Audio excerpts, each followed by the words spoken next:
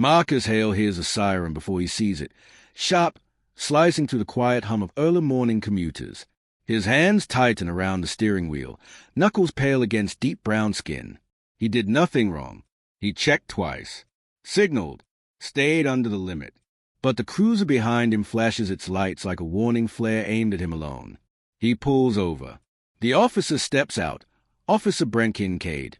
Tall, stiff, jaw locked like he's chewing on suspicion. He doesn't even look at Marcus's license before muttering something under his breath. The wind carries it straight through the open window. Another troublemaker out early. Marcus's chest goes still. He forces his voice calm. "Officer, may I ask why I was stopped?" Kincaid taps the roof of the car with two slow, deliberate knocks, as if asserting ownership. "You know why," he says, though he refuses to say the reason. His eyes scan Marcus's chute, his briefcase, his college ring, searching for something that confirms his prejudice. A passing driver slows, watching. Another pulls out a phone. The attention only seems to irritate Kincaid further. "Step out," he orders, hand hovering near his holster. The morning air chills instantly. Marcus steps out, breath steady, pulse storming beneath it. He knows this script too well, knows how quickly routine becomes dangerous. Then Kincaid leans in, voice low, sharp enough to carve into bone. "Men like you always think you're above the law." And that, right there, is the moment Marcus feels a shift. The moment he realizes something bigger is about to break. A second cruiser turns a corner. Fast. Too fast. Marcus's heartbeat stops.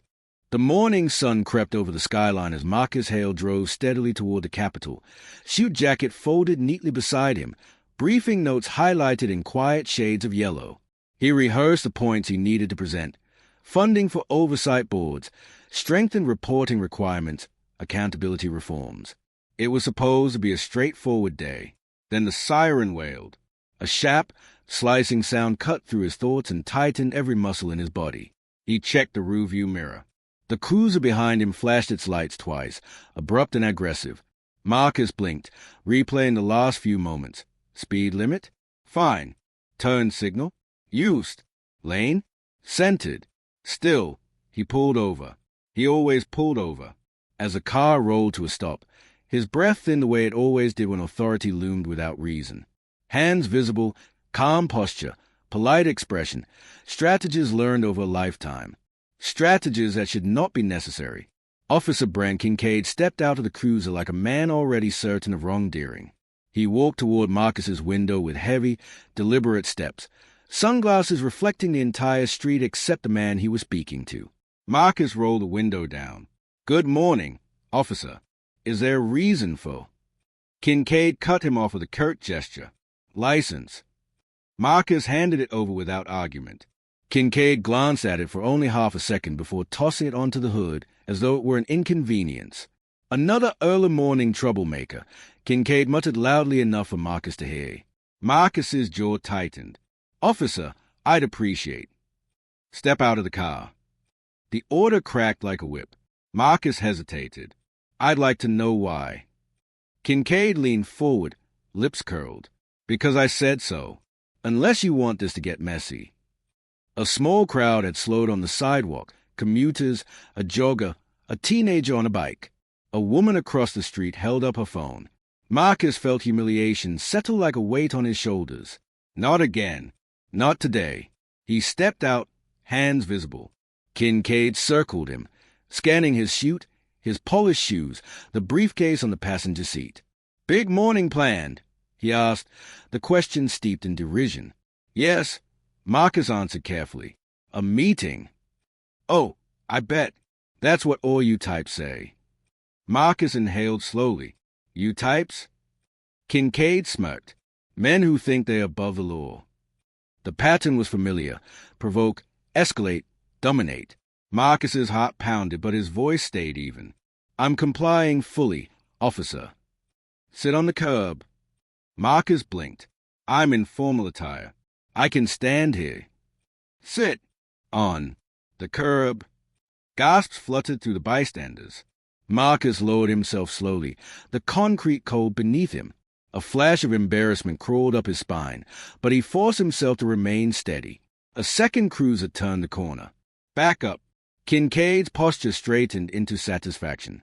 Good, he murmured. Now we can handle this properly. Marcus lifted his eyes, watching the second officer step out. His mind raced. This could escalate, or it could resolve. But he sensed which direction Kincaid was aiming for. The backup officer approached. Everything okay here? Kincaid gestured toward Marcus dismissively. Possible agitator. Won't say where he's headed. Acting suspicious. Marcus exhaled sharply. I answered every question you asked.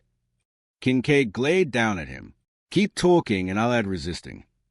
A teenager shouted from the sidewalk. He didn't do anything. Kincaid snapped, Mind your business. Marcus looked toward the boy, offering a small shake of his head. Don't escalate. Don't risk yourself. The backup officer shifted uncomfortably. Brent, maybe we should. No, Kincaid said sharply. He's hiding something. I can feel it. Marcus forced a calm he did not feel. Officer, I have documents in my briefcase that will. Nobody asked. Kincaid barked. Marcus stared at the pavement, pulse thunderous. The humiliation was thick, familiar, bitter. He had spent his career studying systemic racism, fighting it, dismantling it piece by piece. But right now, he was just a black man on the curb, perceived as a threat for existing. He swallowed the anger, the fear, the old memories. Kincaid stepped closer, boots inches from Marcus's shoes. Here's what's going to happen. You're going to sit there and stay quiet until we're done. Marcus lifted his gaze, slow, steady, unbroken. And what exactly is it you think you're going to find? Kincaid's smile chilled the air. Troublemakers always show their true colors. The backup officer looked toward the gathering crowd. Now larger, phones raised like silent witnesses. Brent, people are recording. We need to de-escalate. Kincaid spit the words out. I don't care. Marcus felt a cold certainty settle in his chest. This wasn't about to stop. This wasn't about procedure. This was about power. And Kincaid needed him to break. Marcus straightened his spine despite the concrete beneath him. Officer, he said quietly, I need to get to the Capitol. Kincaid laughed. Sure you do. But the backup officer froze. Capitol, he repeated. Marcus nodded. Kincaid's eyes narrowed, suspicion shifting into something tighter. What's your business at the Capitol? Marcus breathed once, deeply, and just before he could answer, a sharp voice from behind cut through the air. Marcus, is everything okay? His deputy director stood at the edge of the scene. Every witness went silent. Marcus didn't rise when he heard his name. He didn't dare, not with Kincaid standing rigidly above him, jaw clenched tight, eyes flashing annoyance at the interruption. But his deputy director, Lena Morales, was already striding forward, heels clicking with sharp purpose across the pavement. Marcus, she repeated, voice steady but threaded with concern. What's happening? Kincaid stepped into her path. Step back. This is an active investigation. Investigation. Lena's stare burned cold. He was driving to the Capitol. You stop him for what exactly? That's none of your business, Kincaid snapped. Lena folded her arms. He's my colleague. That makes it my business. Kincaid's nostrils flared. Your colleague? He glanced down at Marcus with a smirk, as if the idea was laughable. Marcus forced himself to stay calm. Lena, I'm fine, he said quietly. Please don't escalate this. I won't, she replied, but I'm not walking away either. The backup officer shifted, clearly uncomfortable. Brent, we need to handle this carefully. Cameras are everywhere. Kincaid waved him off. I know what I'm doing. He turned back to Marcus, voice rising enough for the crowd to hear. Tell your friend to back off before I detain her too. Lena stiffened. Detain me for what? Asking why you're humiliating a man on a curb. Kincaid pointed at her, tapping twice in warning. Interference. Marcus's chest tightened. Please, he murmured to her, just stand by. Don't give him an excuse. She hesitated, then nodded and stepped aside, but not far, not enough to be dismissed. Kincaid refocused on Marcus with renewed irritation. Let's start again. Where exactly were you going? Work, Marcus answered evenly. Kincaid's voice dripped with sarcasm. Doing what? I oversee. Kincaid raised a hand sharply. Nope. Don't care for stories. You can answer that at the station. A ripple of shock passed through the crowd. Marcus blinked. The station? Officer, you still haven't told me why I was pulled over. Kincaid crouched slightly, getting eye level too close, too aggressive. Suspicious behavior. Evasive driving. That's false, Marcus replied softly. Kincaid's smirk widened. See? Troublemaker. They always talk back. Always think they know the law better than the people who enforce it. Marcus's pulse thudded painfully. Fighting back would only give Kincaid the justification he wanted.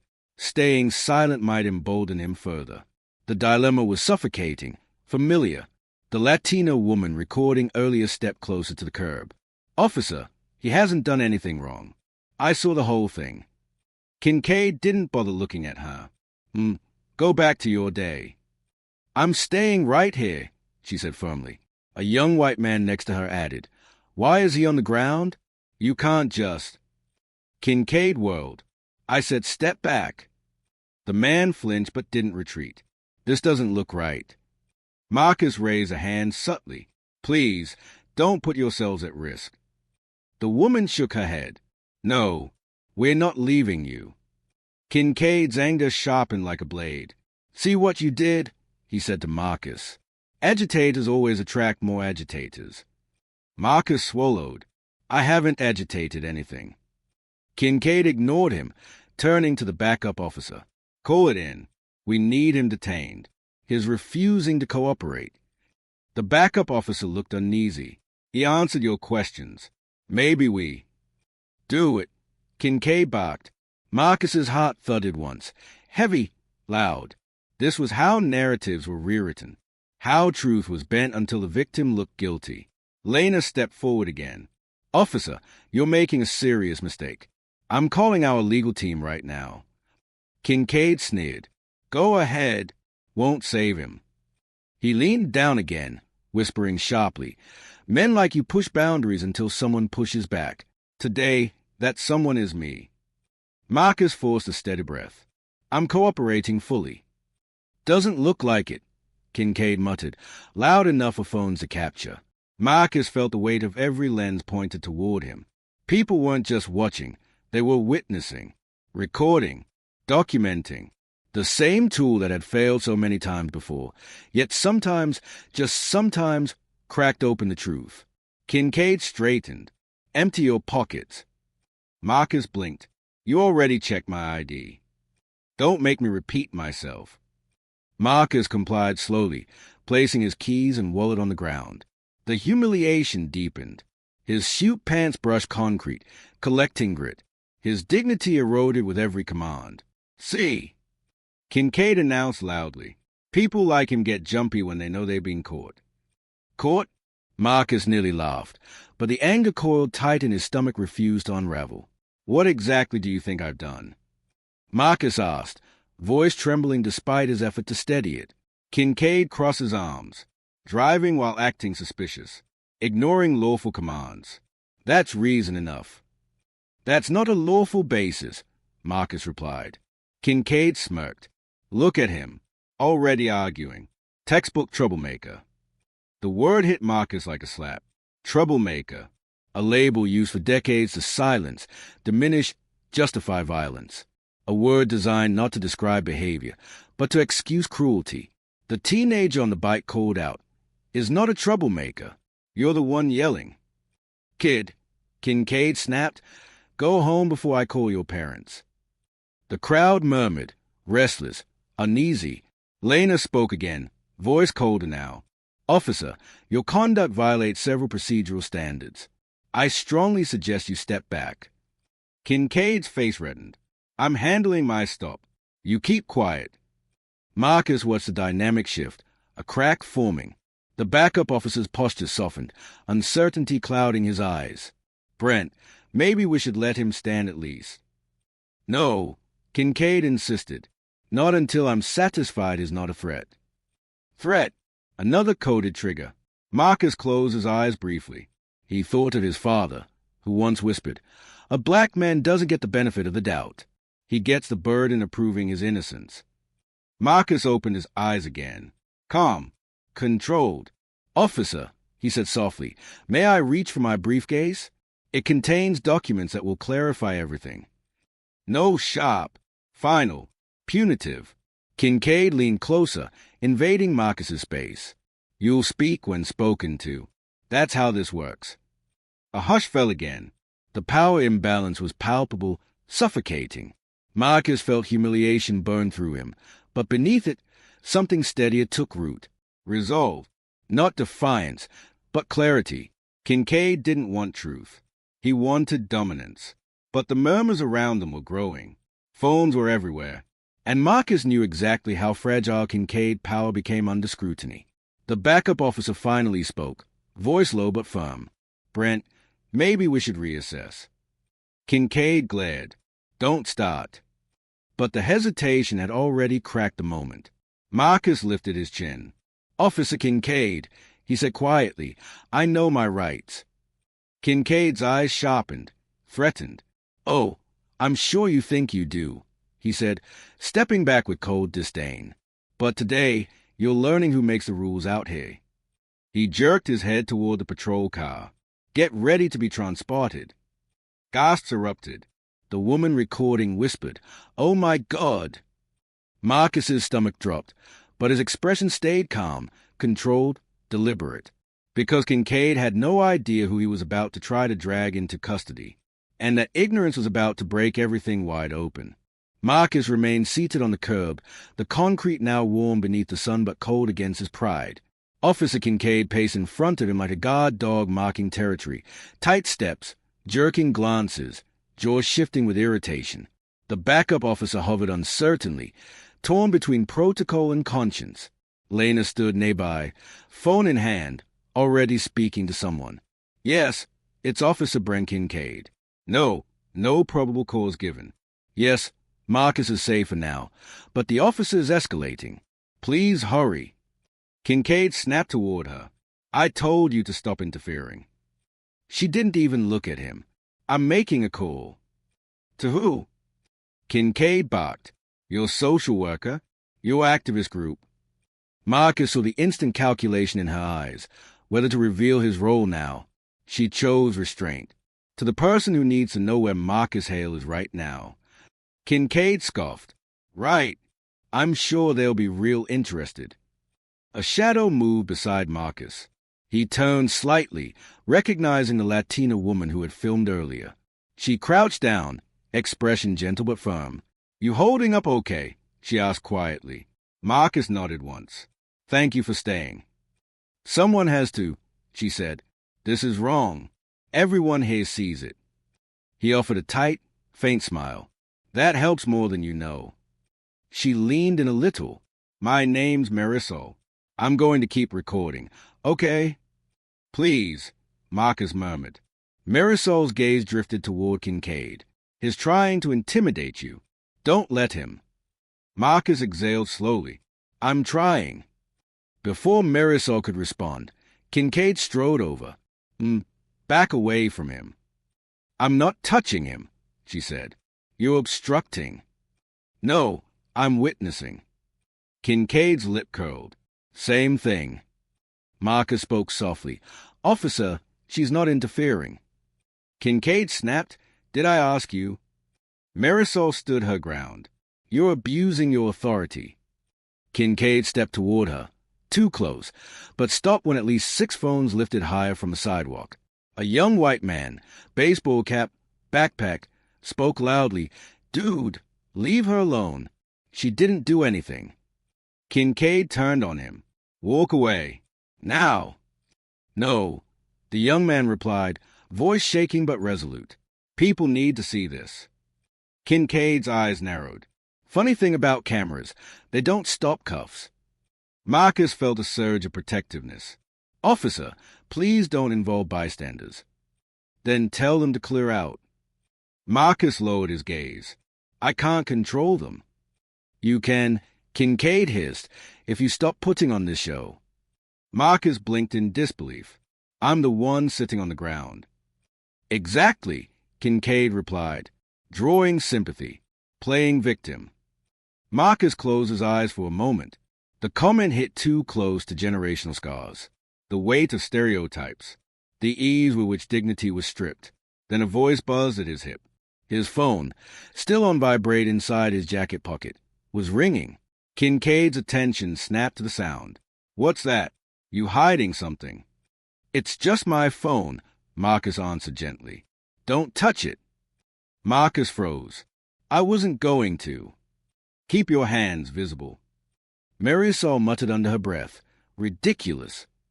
The phone vibrated again, longer this time.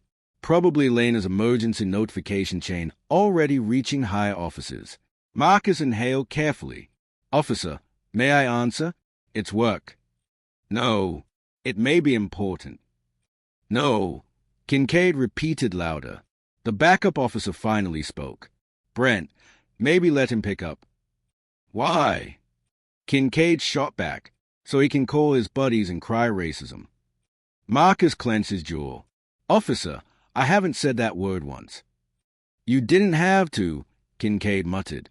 Men like you imply it with every breath. Marcus swallowed harshly. Men like me. Kincaid leaned closer. Exactly. Lena took a step forward. Okay, that's enough. You're profiling him and you know it. Lady, Kincaid snapped, one more word from you and you'll be in cuffs too. Marisol gasped. The young man shook his head. This is insane. The backup officer murmured, Brent, please, let's slow down. But Kincaid would be on slowing down.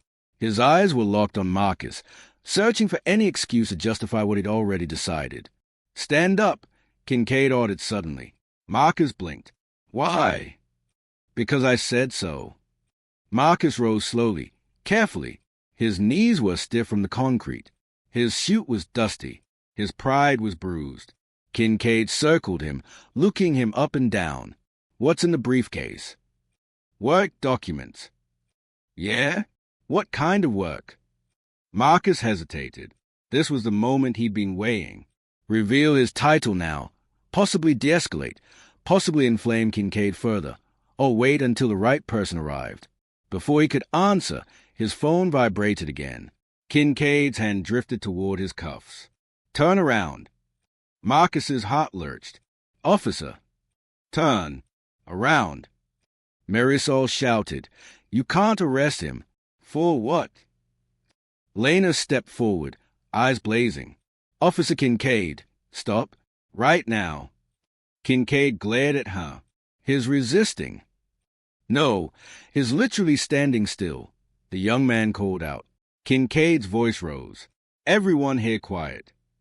Marcus felt the moment shift, the tension now brittle, ready to snap. He had seen this pattern in reports, witness statements, civil rights hearings. The moment where ego overtakes reason. The moment where someone in power stops listening and starts acting out of fear of being challenged. The backup officer tried again. Brent, seriously, we need to call a supervisor. Kincaid's face twisted. I'm the officer in charge here. Lena didn't move, and you're about to create a lawsuit for your department. Kincaid growled, stay out of it. Marcus looked at her, really looked.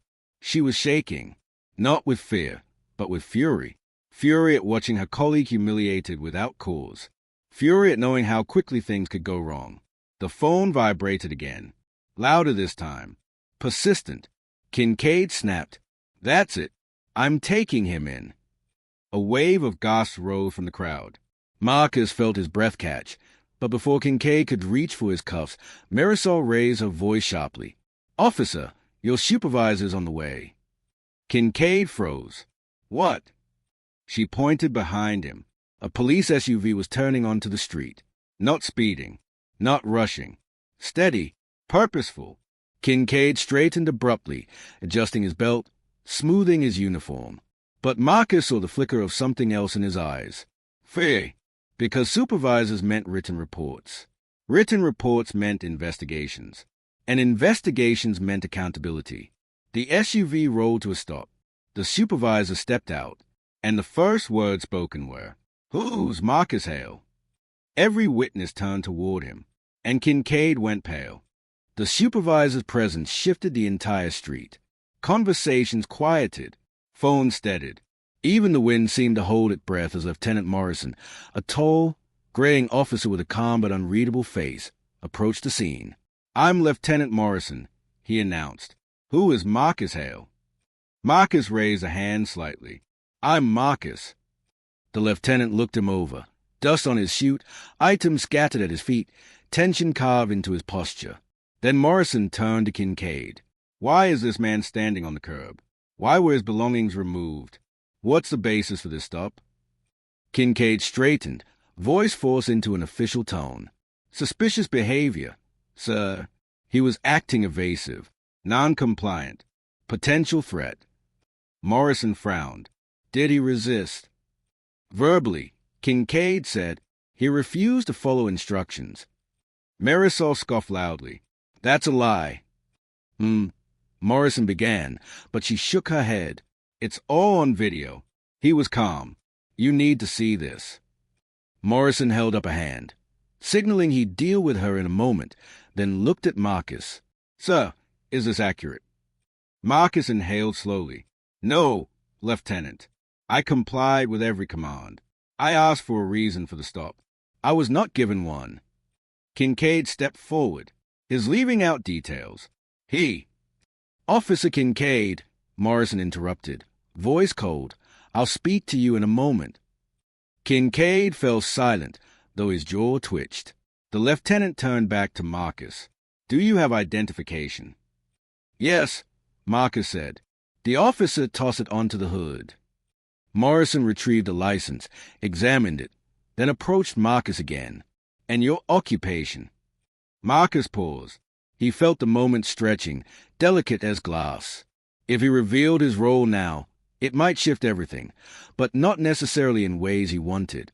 Yet withholding it could let Kincaid push him closer to arrest. Lena cleared her throat. "Lieutenant, his occupation is not only relevant, it's the reason this can't continue." Morrison raised an eyebrow. "And you, Lena Morales," she said, "Deputy Director of the State Civil Rights Commission." Morrison looked between her and Marcus. Something clicked behind his eyes, recognition, concern, calculation. Then he stepped back. "Mr. Hale," he said quietly, "I'd like to hear from you directly." Marcus straightened, dust brushing off his suit. "Lieutenant, I was driving to the Capitol. I was pulled over without explanation. I was ordered out of my car and made to sit on the curb. My pockets were emptied without consent. The officer repeatedly referred to me as a troublemaker and insinuated I was a threat." Morrison's shoulders stiffened. "Is that true, Officer Kincaid?" Kincaid crossed his arms, his twisting my words. He was agitated, defensive, trying to create a scene. "That's not true," Marisol called. "We saw everything." Marcus continued quietly. "I asked to retrieve documents that would clarify who I am. The officer refused." Kincaid scoffed. "Because people like him hide things." The street froze. Morrison turned slowly. "People like him." Kincaid stiffened. "I meant people who act evasive." "Is that what you meant?" Morrison asked flatly. Kincaid looked away. The lieutenant sighed, rubbing his temple. Then he looked at Marcus again. "Do you have any medical conditions? Need water? A seat? Anything?" The gentleness pierced Marcus unexpectedly. He swallowed hard. "I'm fine. Just would prefer to no longer stand on the curb." "Of course." Morrison gestured. "You may stand wherever you like." Kincaid muttered something under his breath. Morrison did not miss it. "Officer Kincaid," he said sharply, "step back." Kincaid obeyed, but his glare toward Marcus sharpened. Humiliation stung his pride now, and that made him dangerous. Morrison looked at the scattered belongings. "Let's restore Mr. Hale's items." The backup officer moved immediately, handing Marcus his wallet and keys. "I'm sorry, sir," he whispered. "I didn't agree with how this went." Kincaid snapped, "Don't apologize. He hasn't been cleared." Morrison toned. "He doesn't need to be cleared of anything. There's no articulable suspicion here." The air thickened, but Kincaid wasn't finished. "Sir, with all due respect," he was confrontational. "He questioned my authority." "That is not ground for detention," Morrison replied. "He refused commands," Kincaid insisted. Morrison looked at Marcus. "Is that true?" "No," Marcus said simply. Kincaid barked. "His lying." Marisol stepped forward, phone raised. "Want to watch the video, Lieutenant." Kincaid spun toward her. "Put the phone down." Morrison snapped. "Officer Kincaid, that's enough." Kincaid froze, breathing hard. Morrison exhaled deeply, then addressed Marcus again. "Mr. Hale, I apologize for this experience. I'd like to understand the full context before making decisions, but—" Marcus cut in softly. "Lieutenant, may I ask you something?" "Of course." "Why did he make me sit on the curb?" Morrison looked genuinely pained. "It's not standard. Not unless there's a safety risk." "Was I a safety risk?" Marcus asked. "No," Morrison admitted. Marcus nodded. "Then why was I treated like one?" The question hung heavy in the morning air. It wasn't a challenge. It was a truth laid bare. Morrison shifted uncomfortably. "I will investigate that." Kincaid backed. "His manipulating you. His playing innocent." Lena's voice trembled with controlled fury. "He is innocent." Kincaid pointed at her. "You don't know what I know." "What do you know?" she shot back. "Because it seems like your only evidence is your own bias." Kincaid stepped toward her, eyes dark. "Careful. I can arrest you too." "No, you can't," Morrison said firmly. "Nobody here is under arrest." Kincaid exploded. "He should be. Look at him. He's clearly hiding something." Marcus finally spoke, voice low but cutting. "Officer, the only thing I'm hiding is my patience." Kincaid turned crimson. Morrison stepped between them. "Mr. Hale, please stay behind me for a moment." Marcus did. Morrison faced Kincaid squarely. "Your conduct is out of line. Your language is inappropriate. Your decisions are unsupported by policy. You've escalated at every point." Kincaid barked. "He provoked me." "How?" Morrison demanded. Kincaid froze. He had no answer. Morrison shook his head. "You will return to your vehicle and await further instruction." Kincaid did not move. "That is an order," Morrison added. Finally, slowly, Kincaid stalked back to his cruiser, slamming the door hard enough to rattle the frame. The crowd exhaled collectively. Morrison turned to Marcus. "Mr. Hale, can you tell me exactly where you were heading this morning?" Marcus hesitated only a second. "The Capitol." Morrison nodded. "For what purpose?" Marcus met his eyes and said evenly, "A legislative session. I'm the director of the State Civil Rights Commission." A visible wave rolled through the witnesses. Morrison's face drained of color. Kincaid, still seated in his cruiser, jerked his head up violently. And for the first time since the stop began, the balance of power shifted. For a long, suspended second, the only sound on the street was a faint hum of the lieutenant's radio. Faces turned. Phones lifted higher. Even birds on the telephone wires seemed to freeze in a perfect, breathless tableau. Lieutenant Morrison spoke first, quietly, carefully. The director of the State Civil Rights Commission." Marcus nodded once. "Yes." A tremor of recognition passed across the lieutenant's face, followed quickly by dread. He glanced toward Kincaid's cruiser, then back at Marcus, as if recalculating every decision made since arriving. "I see," Morrison said slowly. "I was not aware." Kincaid erupted from inside the cruiser. "No way. No, that's impossible." He stormed toward Marcus. "You're lying. You're absolutely lying." Lena stepped between them immediately. "Back up, right now." Kincaid ignored her completely, jabbing a finger toward Marcus. This is a stunt. Some activist set up. A trick." He sneered. Let me guess. You say your director somewhere so officers get scared. Marcus didn't move, didn't flinch. Officer, there's no reason to lie. My identification is in the briefcase. My deputy director is right here. The lieutenant can confirm with the Capitol. Morrison lifted a hand. Officer Kincaid, step back. I won't step back, Kincaid snapped. This guy is manipulating all of you. Step back. Morrison's voice cracked like a command in a military drill. Kincaid froze, chest heaving. Marisol whispered to another bystander. He's terrified now. The young man with the baseball cap murmured, he should be. Morrison finally turned to Lena. Ms. Morales, can you verify Mr. Hale's position? Easily. She held up her phone. Would you like to speak to the governor's chief of staff? She's waiting. Kincaid choked out. Chief of... He didn't finish.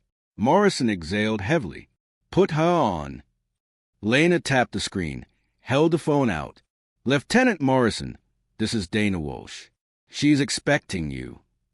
A crisp voice carried through the speaker. Lieutenant, can you confirm the current status of Director Hale? We've been informed there's been an incident. Morrison straightened instinctively. I'm addressing it now. Dana Walsh's tone sharpened. Is he safe? Yes. Is he detained? Morrison's throat bobbed. No. Good. We'll need a full report sent to our office within the hour. And Lieutenant, Director Hale is on his way to present legislation. This delay is unacceptable. Yes. The call ended, and with it, the last thread holding together Kincaid's composure. He lunged forward, pointing a shaking finger at Marcus. You listen to me. You think a title changes anything. You think that gives you special treatment. Marcus's voice was soft but firm. No, but it should protect me from being treated like a criminal for existing. Kincaid's face twisted. You're not special. You're not above the law. Marcus met his eyes. Neither are you. A murmur rippled through the crowd. Agreement, disbelief, vindication. The tension shifted. The humiliation ritual was unraveling. Morrison stepped directly between them. Officer Kincaid, return to your vehicle. No. Kincaid barked. He made me look like a fool. You did that yourself, Marisol called out. Kincaid spun toward her. I swear to God, if one more person. Officer Kincaid. Morrison barked. I said return to your vehicle.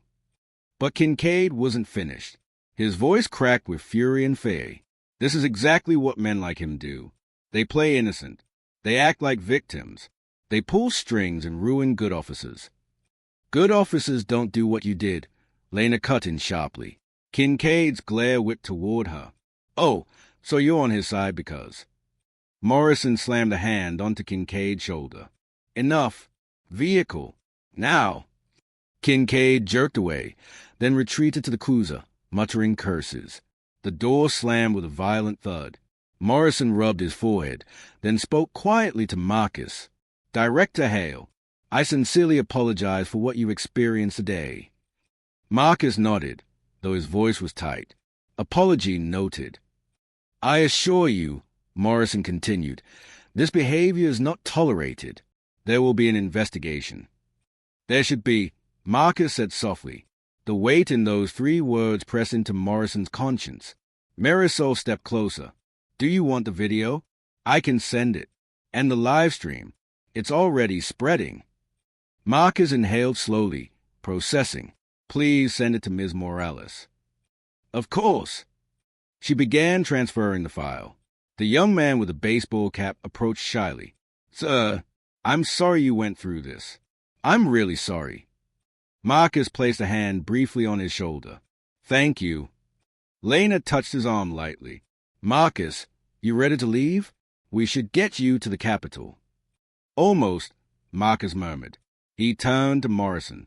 Lieutenant, one last question. Of course.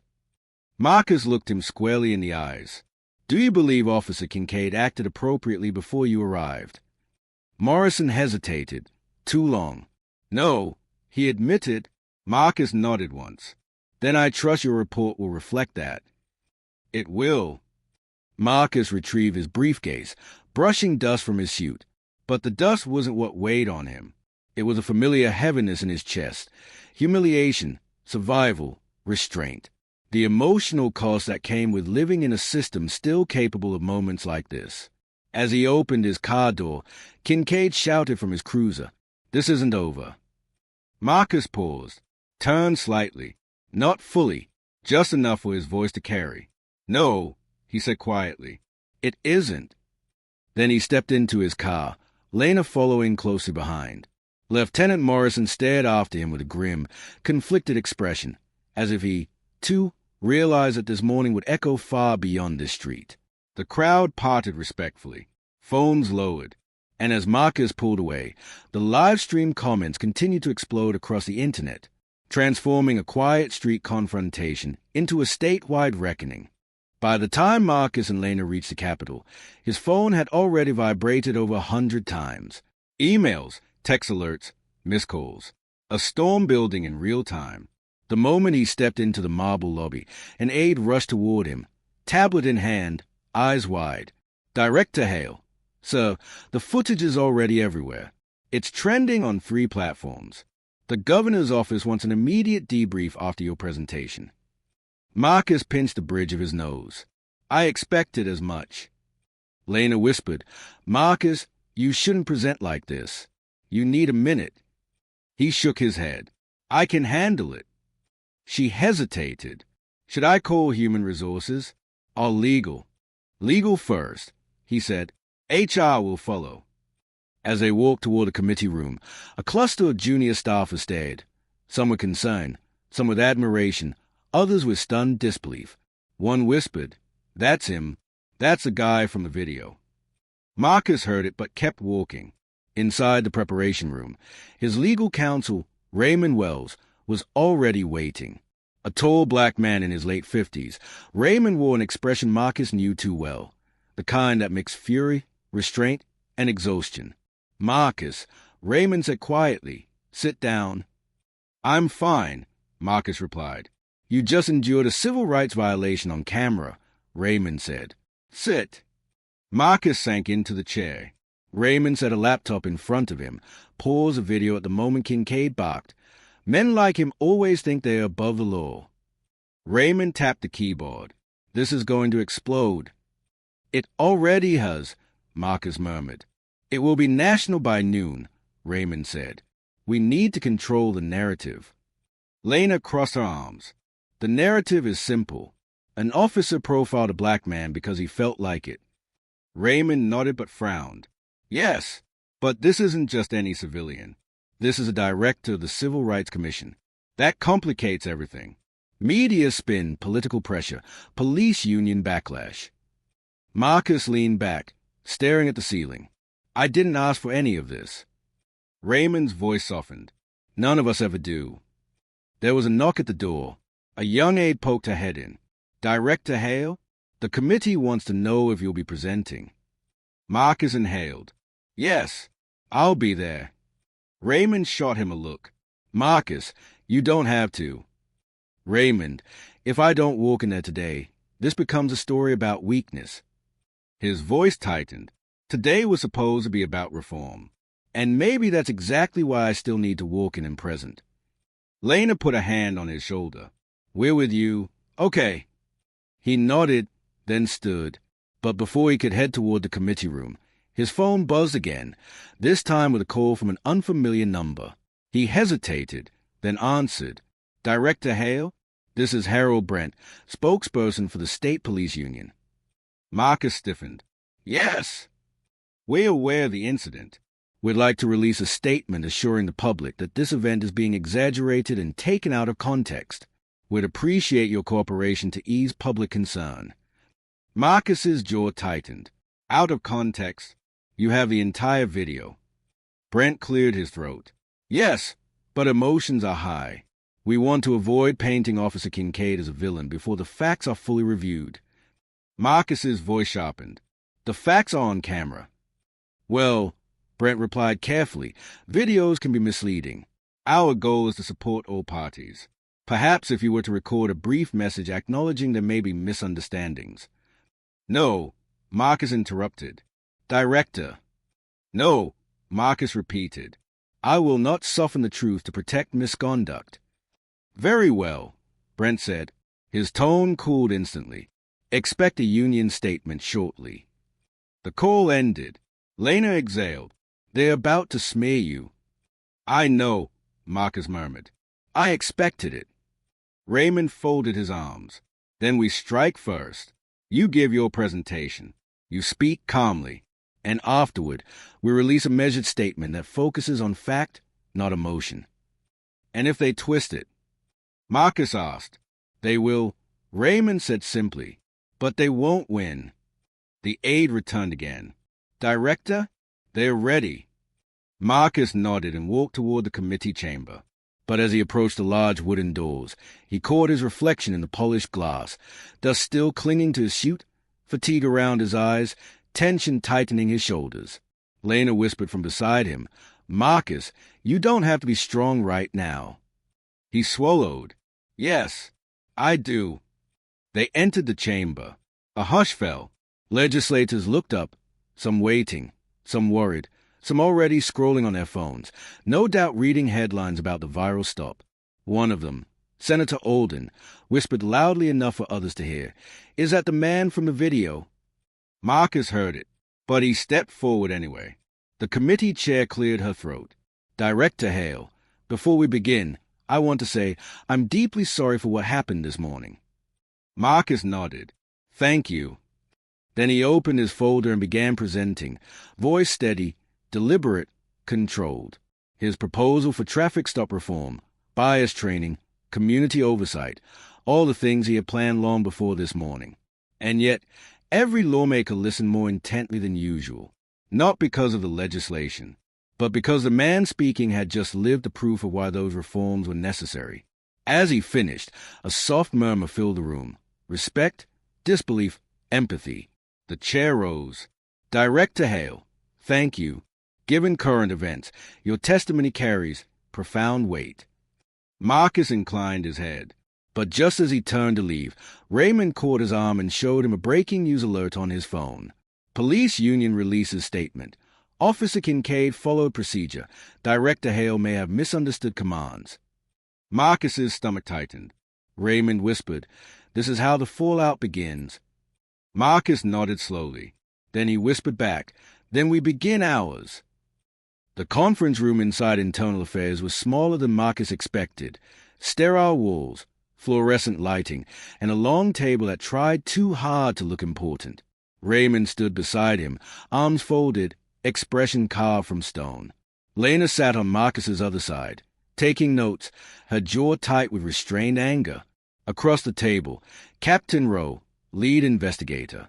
Calm posture, neutral tone, yet Marcus had been in enough hearings to recognize performance when he saw it. Director Hale, Rowe began. Thank you for coming. We understand this has been a stressful day. Marcus replied softly, It's been a revealing one. Rowe nodded. We'll start with a simple recap. Please describe, in your own words, the sequence of events during the stop. Marcus began, measured, factual, narrating the stop exactly as it happened.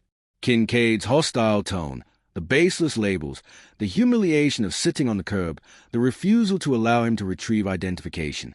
He avoided embellishment. His voice stayed calm. But Rowe interrupted often. Director, are you certain he used the word troublemaker repeatedly? Yes. And you're certain no command was misunderstood? Yes. And you're certain the officer didn't feel threatened in any way? Raymond stiffened. Captain, be careful with that framing. Rowe kept his gaze on Marcus. We must assess intent. Marcus clasped his hands. Intent was clear. From whose perspective? Rowe asked lightly. Marcus met his eyes. From anyone watching the video. Rowe paused. Only a heartbeat, but enough to betray recognition. The department couldn't deny the footage. They could only soften it. Very well, Rowe said. We'll review your testimony alongside the recording. We've also collected statements from several witnesses. Lena leaned in. And from Officer Kincaid? Rowe cleared his throat. Yes. Raymond raised an eyebrow. What did he say? Rowe shifted papers. He claims Director Hale was agitated, argumentative, and attempted to manipulate the situation to create a public spectacle. Marcus blinked. I was sitting quietly on the curb. Rowe glanced at his notes. He says your tone was confrontational. My tone? Marcus repeated faintly. Raymond sat forward. Let me be clear, Captain. Tone policing is not a justification for unlawful detention. Rowe sighed softly. We're not making conclusions yet. Lena muttered. You're trying to. Rowe pretended not to hear. A knock sounded at the door. An aide entered, passing Rowe a file. Rowe skimmed it, expression changing almost instantly, tightening, sharpening. What is it? Raymond asked. Rowe exhaled. Officer Kincaid is downstairs. He insists on giving an additional statement. Marcus's chest tensed. Now? Yes, Rowe said reluctantly. He requested to speak directly. Raymond bristled. This is irregular. It's his right, Rowe replied. He says he wants his side documented fully. Marcus felt something cold settle in his stomach. Kincaid wasn't done. He was preparing to defend himself, and most likely to shift blame. Rowe stood. I'll bring him in. Moments later, the door opened again. Kincaid entered, uniform pressed, expression defiant but rattled. His eyes flicked toward Marcus with a mix of contempt and fear. Take a seat, officer, Rowe instructed. Kincaid didn't sit. I'll stand. Rowe sighed. Shoot yourself. Proceed. Kincaid pointed at Marcus immediately. He escalated the situation. Marcus inhaled. Calm. Contained. Officer, that's simply not true. You talk back, Kincaid snapped. You question my authority. Raymond answered. He asked why he was stopped. That's not defiance. Kincaid ignored him. You could feel it. The tension. The entitlement. The way he looked at me. Marcus blinked. Entitlement? You acted like you were above the law, Kincaid growled. Still are. Rowe raised a hand. Officer, please limit comments to factual observations. That is factual, Kincaid insisted. He refused to clarify where he was going. He refused to sit still. He refused commands. Marcus spoke calmly. I complied with every instruction except unjustified ones. See. Kincaid barked. Right there. That tone. Raymond chuckled mirthlessly. Your problem, officer, is that he didn't get scared. Kincaid glared. Men like him always hide behind fancy titles. Lena slammed her pen on the table. You keep saying men like him. What does that mean, officer? Kincaid stumbled. I mean people with authority, power. That's not what you meant, Lena said. Kincaid shot back. You weren't there at the start. Marisol's video suddenly replayed in Marcus's mind. Kincaid's words, dripping with contempt. Men like you always think you're above the law. Rowe sighed. Officer Kincaid, the video contradicts key portions of your account. Kincaid stiffened. Videos don't tell everything. Raymond leaned forward. This one tells enough. Kincaid's voice cracked. So what? You'll all just take his side? Ruin my career because he felt embarrassed? I have a family. I've served this department for 12 years. One misunderstanding shouldn't destroy me. Marcus closed his eyes briefly. There it was. The familiar refrain. The plea for sympathy in place of accountability. He opened them again. Officer Kincaid, I don't want to destroy you. I want the truth acknowledged. Kincaid scoffed. Truth? You're playing the victim. Marcus's voice rose, not loud, but sharp. I was made to sit on a curb. I was denied my rights. I was labeled a threat without cause. That is not playing victim, that is surviving. Rowe murmured, Enough? Officer Kincaid, please step outside. Kincaid stared at him. You're suspending me, aren't you? Rowe didn't answer. Kincaid turned to Marcus one last time. eyes burning. You think you won today. But this system was built to protect people like me, not people like you. Silence froze the room. Then Raymond stood. And that sentence, he said softly, is why this investigation's already over. Kincaid stormed out, slamming the door. Rowe rubbed his face. Director Hale, witnesses corroborate your account. The officer's inconsistencies are concerning. I expect significant consequences. Marcus exhaled, tension leaking slowly from his shoulders. Thank you.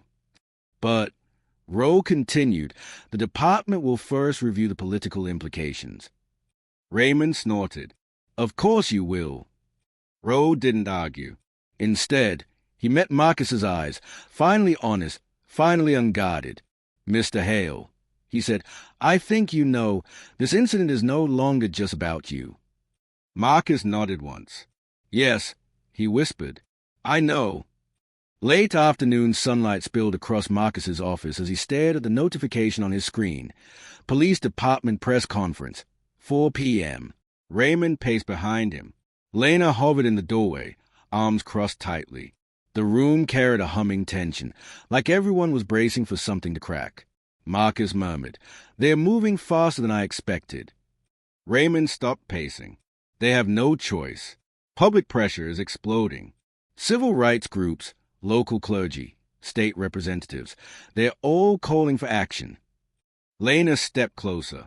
Marcus, whatever happens today, remember, you didn't cause this. He did. Marcus didn't answer, because that truth never erased the weight he felt. A knock sounded.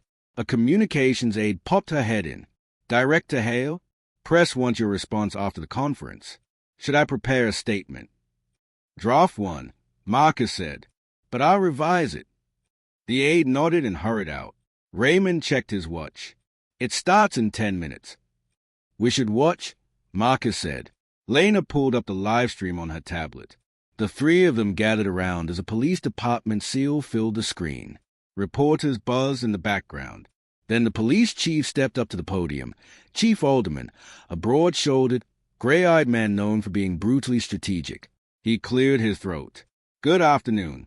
As many of you know, an internal investigation is underway regarding an incident involving Officer Brent Kincaid and Director Marcus Hale of the State Civil Rights Commission. The room erupted with questions. Alderman raised a hand. First, let me say this. The department takes all allegations of misconduct seriously. After reviewing preliminary evidence, Officer Kincaid has been placed on administrative leave pending full investigation. Lena whispered, There it is. But Marcus said nothing. He watched Alderman's expression, controlled, careful, political. Alderman continued. While Officer Kincaid maintains that he acted within his interpretation of procedure, the department acknowledges concerns raised by the footage circulating online. Raymond scoffed. Interpretation? That's doing a lot of work in that sentence. Alderman pressed on. We also extend our respect to Director Hale. His role in civil rights leadership is vital, and the department aims to maintain trust between officers and the communities they serve. Marcus exhaled. His trying to sound balanced. His trying to sound lawsuit-proof, Raymond corrected. Then Alderman shifted. As for next steps, Officer Kincaid will undergo a formal review. Depending on findings, disciplinary actions may include extended suspension, retraining, or reassignment. Lena's eyes widened. Reassignment? That's it. Marcus's jaw tightened. They are cushioning the blow. The press erupted with questions. Chief, does this amount to racial profiling? What do you say to community members calling for termination? Why wasn't Officer Kincaid removed sooner? Alderman responded with polished, bureaucratic lines. Our process must be thorough. We cannot rush judgment. We are mindful of due process. Finally, a reporter asked, Will you be meeting with Director Hale? Alderman swallowed. Yes. A meeting is scheduled for tomorrow morning. Raymond paused the stream. Marcus, they're trying to control the damage before meeting you. Lena sat heavily. He should have been fired today. Marcus took a long, steady breath. This is accountability. Fragmented, slow, but beginning. Raymond lowered his voice. Are you ready to respond? Yes, Marcus whispered, but not with anger. He stood, adjusted his suit jacket, the same one dusted by asphalt earlier, and walked into the adjoining briefing room where a small bank of cameras awaited. Lena followed. Just speak truth. Raymond added, and don't give them anything to twist. Marcus stepped up to the podium. The room silenced. I'll keep this brief, he said. His voice didn't tremble. It didn't need volume, only precision. This morning, I experienced what many citizens, especially black citizens, experience far too often, an unwarranted escalation during a routine stop. Cameras clicked softly. I cooperated. Yet I was treated with hostility, suspicion, and humiliation. This was not a misunderstanding. It was a pattern, one I've studied for years, one I've dedicated my career to addressing. Lena blinked rapidly, emotion tightening her features. I want to be clear. I do not wish harm on Officer Kincaid. I want accountability. Not performative, not symbolic, structural. Raymond nodded slowly. I appreciate the department's decision to place him on leave, Marcus continued. But real trust requires more than temporary measures. It requires acknowledging systemic issues and committing to change that extend beyond one incident. A murmur ran through the reporters. My hope is that this moment will lead to honest reflection, not just for the department, but for all of us, because what happened today should concern every resident of this state, regardless of race, background, or position. He stepped back. No questions. He walked out, not angrily, not victoriously, just finished. Back in his office, the silence settled heavy. Raymond's phone buzzed, messages from colleagues, activists, lawmakers. Lena's tablet pinged repeatedly, but Marcus leaned against the window, watching the sun sink down over the Capitol dome. Lena approached quietly. You okay? No, Marcus said softly, but I'm steady. Raymond exhaled. The next 48 hours are going to be intense. I know, Marcus murmured. Lena hesitated. Marcus, is it strange that even with all this, I feel like this isn't justice yet? He turned toward her, eyes tired. Because it isn't. Then what is it? She asked. Marcus answered quietly. It's a crack in the wall. Raymond stepped forward. And sometimes that's where the light starts. Before Marcus could respond, an emergency alert buzzed on Lena's tablet. A news headline flashed. Officer Kincaid speaks out. My career is being destroyed by false accusations. Raymond closed his eyes. Here we go. Marcus inhaled, deep, steady, bracing. The fight wasn't over. It was only beginning. Night settled quietly over the city, but Marcus felt none of its stillness. His office had emptied hours ago. Only a faint desk lamp glowed, casting soft shadows across stacks of folders he no longer had the energy to sort. He sat alone, hands clasped, eyes unfocused. The adrenaline of the day had drained, leaving something heavier in its place, an ache beneath the ribs, as though each breath struggled under the weight of memory. Lena knocked gently and peeked in. Marcus, you're still here? He forced a thin smile. Seems that way. She stepped inside, closing the door behind her. You should go home. Get rest. Marcus rubbed his forehead. Rest doesn't come easy after a day like this. She sat across from him. You spoke powerfully today. I spoke tiredly today, he corrected softly. Lena's expression softened. You're allowed to be tired. Marcus looked out the window, at the faint glow of street lights, the silhouettes of buildings, the distant hum of traffic. When I was sitting on that curb, all I could think about was my father. Lena's eyes lifted. Your father? He used to tell me, Marcus said quietly, son, you'll have to carry your dignity like a shield. You'll need it more than most. His voice thinned. I didn't understand how heavy that shield would feel. Lena inhaled slowly. Today shouldn't have happened. To anyone. It happens every day, Marcus murmured. To people with no cameras watching, no deputies calling, no titles to reveal. She nodded. You're right. And that's what hurts the most, Marcus whispered. Not that it happened to me. He paused, voice tightening. but that this wasn't an exception. It was a reminder. Silence stretched between them, not uncomfortable but full, weighted with truths that rarely found air. Lena spoke carefully. You know, community leaders want a meeting. Pastors, advocacy groups, educators. They want to stand with you. Marcus sighed. I appreciate that, but solidarity doesn't erase what happened. No, she said softly. It doesn't, but it tells you you're not alone. He pressed his palms together. I don't feel alone. I feel tired. Not physically, soul tired. Lena looked at him with quiet understanding. That's a cost, isn't it? The cost of carrying dignity where others see a target. Marcus nodded. There was another knock. Raymond stepped in, holding his coat. Figured I'd find you both here. Marcus managed a small smile. You know me too well. Raymond sat in the chair beside Lena. I've been talking with community lawyers. Support is strong.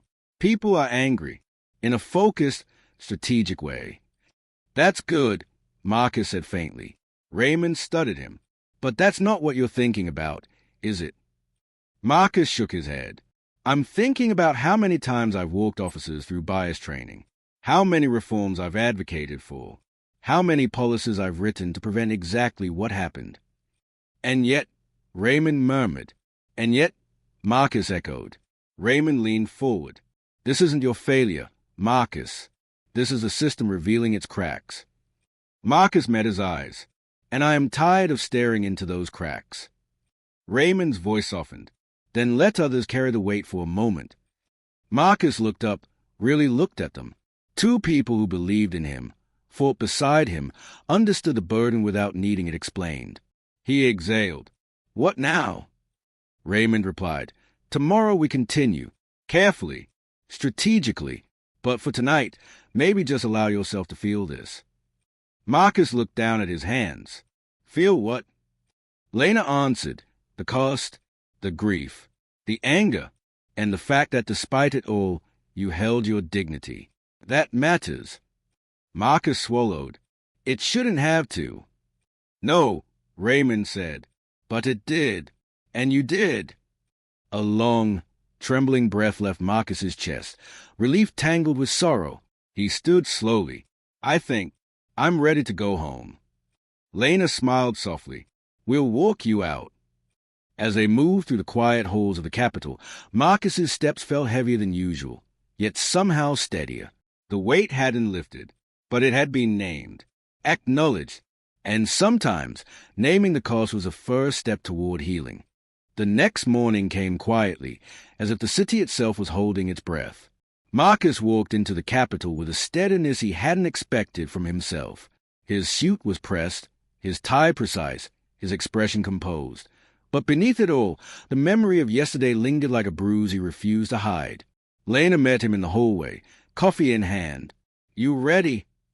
As ready as anyone who barely slept, Marcus replied gently. She smiled faintly. Then you're more prepared than most. Reporters were waiting outside the office doors, cameras flashing, microphones hovering like curious birds. But Marcus lifted a hand. No comments until after the meeting, he said calmly. They cleared a path. Raymond stood outside the governor's conference room, expression focused. They're expecting you. Inside, the governor, the chief of staff, the police chief, and several lawmakers sat around a long, polished table. The atmosphere was tense, not hostile, not welcoming, but cautious. The governor stood. Director Hale, thank you for coming. Marcus took his seat. Thank you for calling this meeting. Chief Alderman shifted in his chair, hands clasped. His usual commanding presence felt dampened, controlled. The governor spoke first. We want to understand what you need going forward. Marcus took a breath. The weight of this moment pressed lightly against him, but didn't crush. He leaned forward, voice steady. What I need, he began, is for this moment not to become another headline loss of time. A silence settled. Marcus continued. I want legislation that restricts discretionary traffic stops. I want mandatory reporting of all officer-initiated contact. I want the bias training budget restored. And I want the Civil Rights Commission to have full oversight authority without interference. Alderman cleared his throat. That's a considerable expansion. Marcus met his eyes. So was yesterday. The room went still. The governor nodded slowly. We're prepared to consider every one of those measures. Chief Alderman exhaled, speaking quietly. Director Hale, Officer Kincaid's file shows concerns we overlooked. This situation revealed deeper failures. We can't ignore that. Marcus appreciated the honesty. Accountability isn't punishment. It's prevention. The governor leaned forward. What do you propose as immediate next steps? Marcus didn't hesitate. A working group, joint task force, my team and your department collaborating to create policy reform that sticks. Alderman nodded. I can support that. Raymond murmured. This is the opening you needed. Marcus's voice softened. It's not about what I needed. It's about what the community has needed for a long time. The governor clasped his hands. We'll draft an executive order today. And Director Hale, thank you for your restraint yesterday. Many wouldn't have had it. Marcus's gaze lowered briefly. It wasn't restraint. It was survival. A heavy silence followed, one that settled meaningfully rather than uncomfortably. The meeting ended with promises on paper, signatures pending, timelines forming. It wasn't victory, but it was movement, real movement. Outside the conference room, a group of young activists waited. 3 college students, 2 community volunteers, a high school senior still wearing his backpack. They stood nervously when Marcus approached. One of them, a girl with braids and a denim jacket, stepped forward. Director Hale, we watched everything, and we just wanted to say thank you for staying calm. A boy added, voice cracking, yeah, if it were us, we don't know if we could have done that. Marcus looked at them, each face young, hopeful, scared, determined. You don't owe me thanks, he said gently, but you do owe yourselves this promise. Never let fear silence your dignity, not after what you've seen. The girl nodded, eyes shining. We won't. As they walked away, Marcus felt something loosen slightly in his chest, like a thread of purpose winding back into place. Later, as he exited the Capitol, a police siren echoed faintly in the distance. Marcus paused. His heart did not spike. His shoulders did not tense. His breath did not stall. Instead, he simply listened. Then he walked on, not because the world had suddenly changed, but because he had helped push it 1 inch farther. And an inch in a broken system was a beginning.